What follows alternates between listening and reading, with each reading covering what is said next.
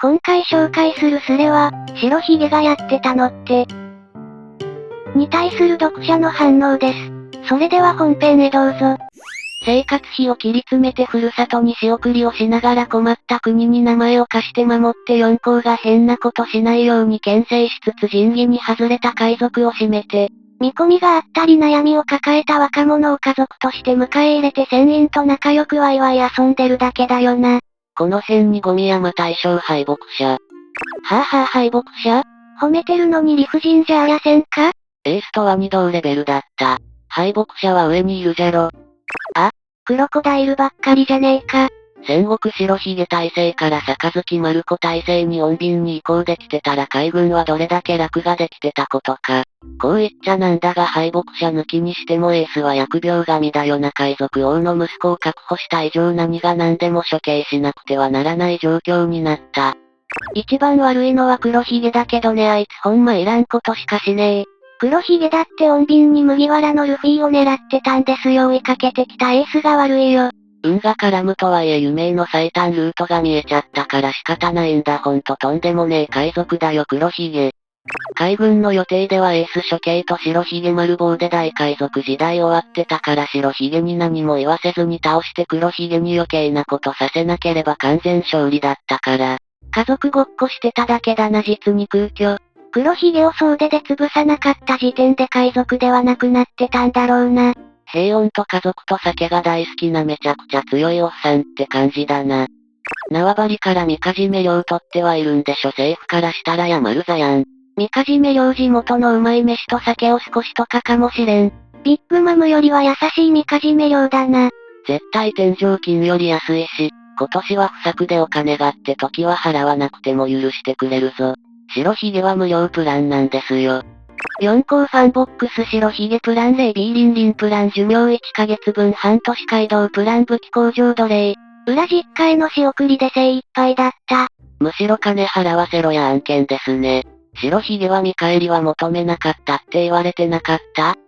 白ひげはみかじめ料なんて取らないだから世界最強の男なのに息子におごることもできず安酒飲んでる。罰金白ひげが縄張りからみかじめ料を取って気づいた莫大な財産は私らのものだよ。20年間そんな家族ごっこで最強として君臨してたでござるよ。2000年2020年までって考えると崩壊したことが信じられないレベルなのもわかる。巨人党からは取ってないと明言されてたな。混乱期にはヤクザ者が治安維持を代行するなんてよくあることだろうし、その中でも親父は相当良心的な方だろう。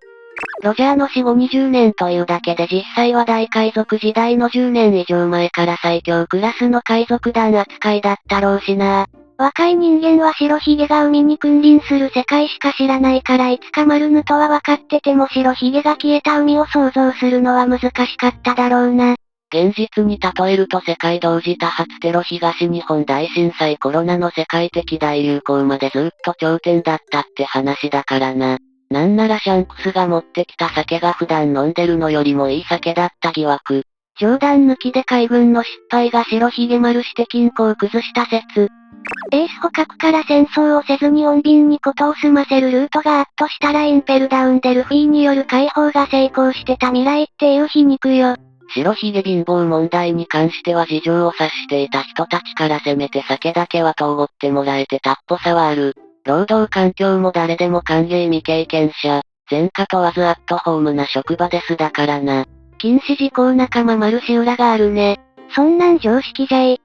グランドラインを公開してた理由がほぼ息子たちと一緒に旅して島に降りたら飯食うの楽しいってだけでやってたでしょこの親父。未知の世界を渡っていく楽しさはおでんの公開日誌にありありと綴られているし見習いマルコも冒険は楽しいぞと言ってる。大事な家族たちと一緒に知らない海と島を踏破して宴してるだけで楽しくて幸せ。そういう海賊だったんだ。そう考えると海賊王に興味ないこと以外はほぼ麦わらの一味そのものでは？